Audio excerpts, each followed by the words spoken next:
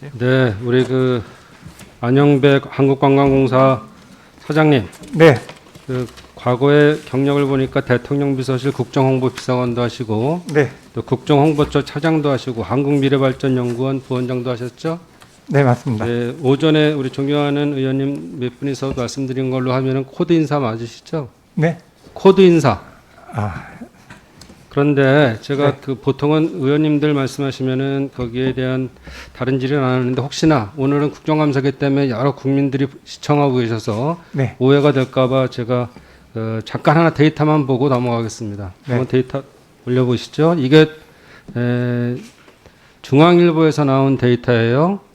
쭉 보니까 우리 그 문재인 정부하고 이전 박근혜 정부하고 이명박 정부에 있어서의 기관장, 그다음에 상임이사를 비롯한 이사들, 감사들에서 여기에 대한 일종의 낙하산 인사에 대한 명수가 나와 있거든요. 네, 그래서 이것이 어느 정부든지 간에 그 다소의 차이는 있지만 국정 철학을 공유하고 또 이 국가를 운영하기 위한 또는 기관을 운영하기 위한 데서는 어쨌든 간에 이렇게 전체 공무원만 할 수는 없잖아요. 또 다른 뭐 전문성을 가지신 분들도 오는 거지만 네, 여러 가지 혁신도 필요하고 개혁도 필요하기 때문에 또는 그동안의 여러 가지 경험을 좋은 경험들을 쓸 수 있는 거기 때문에 그렇게는 할 수 있는 거 아니겠느냐 이렇게 말씀을 좀 드리겠습니다.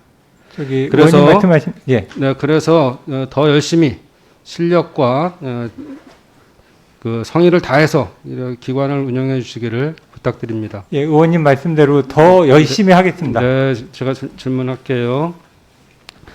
우리 존경하는 의원님들, 특히 우리 이달건 의원님이 말씀하신 것처럼 그 우리가 관광공사가 가야 될 방향에 대한 말씀들을 많이 해주시는데 네, 지금 코로나 사태로 인해서 여러 가지 지금 아웃바운드든 인바운드든 지금 해외 관광은 안 되고 있는 거죠. 해외에서 국내로 들어온 것도 어렵고. 예, 그래서 지금 이런 상황에서는 기초적인 것들 또는 인프라를 갖추는 게 중요하다. 그래서 관광공사도 지금 디지털화 시키고 빅데이터 플랫폼 사업을 하고 있는 걸로 알고 있습니다. 그래서 결국은 스마트 관광으로 가려는 목적이 있는 거죠. 네, 맞습니다. 그래서 이게 이제 선택이 아니고 이제 필수 시대가 됐는데, 그래서 다양한 사업을 구성하고 있으시고 그 중에서도 하나가 스마트 관광 도시 조성 사업이 있죠. 맞습니다. 그래서 이번에 2020년도 인천 중구가 스마트 관광 시범 도시가 됐죠. 네, 그래서 내년 3월에는 시스템 구축을 완료할 예정이죠. 예, 근데 이렇게 화면에 보시는 것처럼 뭐 어떤 내용이냐면 19세기의 인천항 개항 모습, 거리 등을 4차원 기술을 통해서 모바일 기기로 재현하는 거잖아요. 네, 그래서 뭐 차이나타운 유명하니까, 그리고 심포시장 이런 데들을 이렇게 보여주는 거고요. 또 AI 기반 코스 추천, 이 사람한테는 어디로 가는 게 좋겠다, 시간이나 이런 것들을 비례해서 추천해 주는 거고, 네. 가구 안내 서비스를 해주고 모바일 예약 시스템을 도입한다고 그래서 참 잘하고 있다고 생각이 됩니다. 내년에는 세 군데를 더 하죠. 네, 세 군데 근데 더 합니다. 거기에 덧붙여서 제가 몇 가지 첨언을 좀 하려고 그러는데요. 네, 그 사장님, 결국은 스마트 관광 핵심은 뭐죠? 데이터죠. 데이터입니다. 데이터. 예, 예, 맞습니다. 데이터인데 관광 빅데이터 플랫폼을 지금 만들려는 거잖아요. 네, 맞습니다. 그래서 인천 중구의 경우에도 스마트 시티 주식회사라는 인천시 산하기관에서 지금 데이터 플랫폼 구현을 예정을 하고 있고요. 예, 맞습니다. 또 향후 확대되는 세계 도시에도 결국은 각자의 플랫폼을 구축하겠다는 거잖아요. 네, 그리고 또 이제 관광공사는 2021년 4월에 관광공사 데이터 허브를 구축할 예정이죠. 아, 그게 이제 허브는 그쪽하고 같이 운영을 할 것 같습니다. 근데 예산 7억 갖고 되겠어요? 아, 그래서 이제 관광 빅데이터 플랫폼으로 다 모으는 시기라서 예, 예산을 그렇게 아니 7억이면 되겠냐고요. 예, 근데 제 좀더 생각에 그게 필요합니다. 가능하지 않고 네, 각각의 지금 결국은 4개 하나 시범 사업일 땐 상관없지만 3개가 늘어나고 거기 계속 붙일 거 아니에요. 예, 맞는 그 말씀입니다. 4개만 할 게 아니기 때문에 그래서 그거는 통합 플랫폼 데이터에 대한 것들을 전체로 하려면은 이거는 관광공사에서 좀 더 대대적으로 해야 되는 거 아니냐. 조금씩 그때 물구멍 터지는 거 막고 이럴 게 아니라 빅픽처를 그려갖고선 전체를 통합할 수 있는 걸 하셔야죠. 전적으로 맞는 말씀이라고 생각합니다. 두 번째는 데이터 표준화가 중요해요. 그래서 데이터 3법이 통과는 됐지만 공유 과정에서 보면 개인정보 보호라는 게 굉장히 민감하고 네, 정보통신망법을 위험하지 않는 상황에 잘해야 되기 때문에 데이터 공유 문제를 신경 쓰셔야 된다는 말씀을 드리고요. 예. 세 번째는 스마트 관광도시 만드는데 법적으로 한계가 있겠죠. 네. 그래서 그런 문제들은 여러 가지 특례를 줘야 되잖아요. 규제 개선도 해야 네. 되고. 그래서 이런 게 우리 규제 샌드박스라든지 이런 방법도 있겠지만 네. 기본적으로 전체적인 입법 과제를 좀 정리하셔서 네. 우리 국회에 제출해 주시면 저희가 도와드리겠다 이런 말씀을 드리고요. 감사합니다. 마지막으로 우려스러운 것은 여기 그쪽 디지털 소외계층에 대한 고려가 없어요. 예.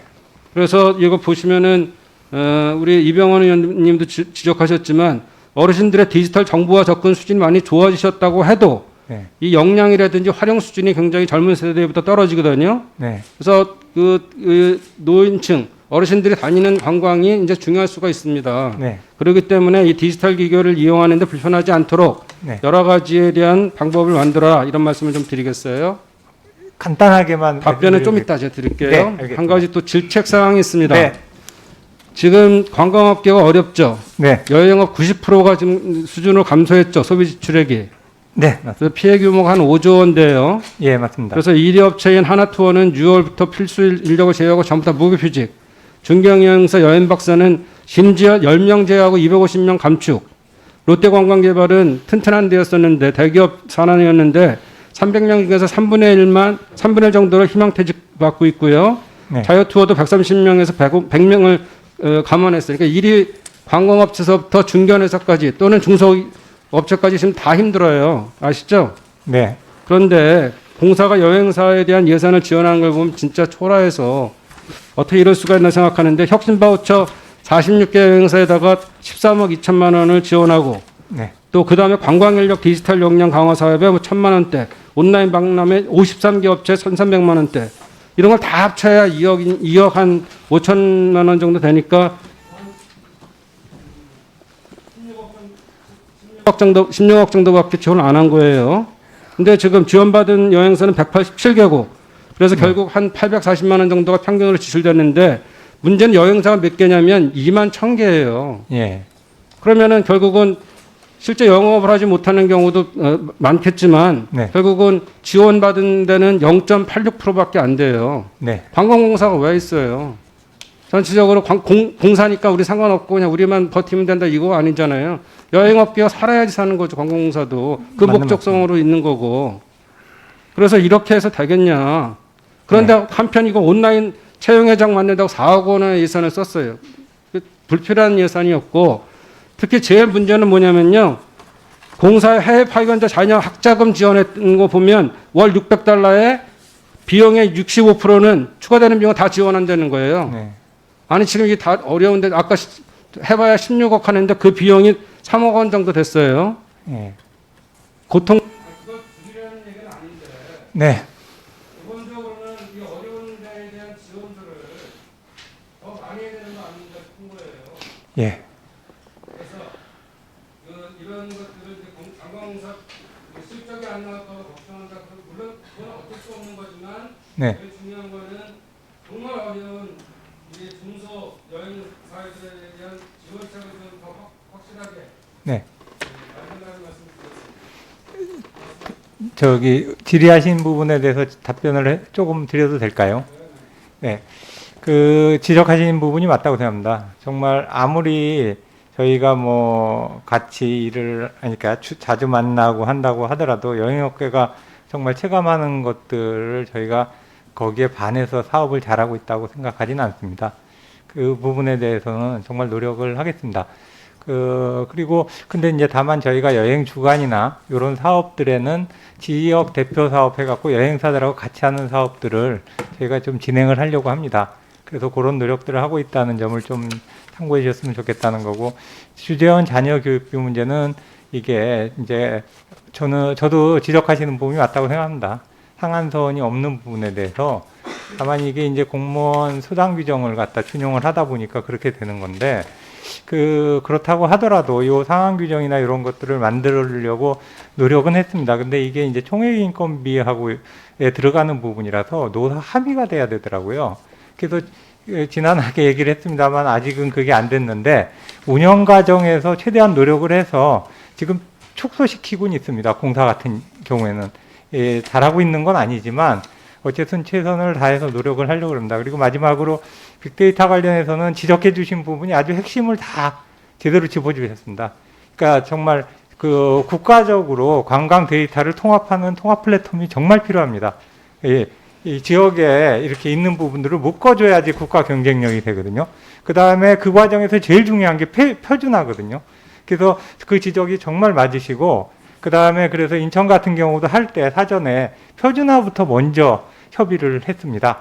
그리고 기존에 관광특구는 있지만 어떻게 보면 이 개념은 그렇게 볼 수 있는지 모르겠지만 스마트 관광특구 형태로 정말 운영하는 게 저는 개인적으로 맞다고 생각합니다. 그러기 위해서는 기존의 법제도를 좀 개선해야 될 부분이 있습니다. 그런 부분들에 대해서는 문화부하고 협의해서 좀 건의를 하겠습니다. 그런 부분을 잘 챙겨주시면 감사하겠습니다.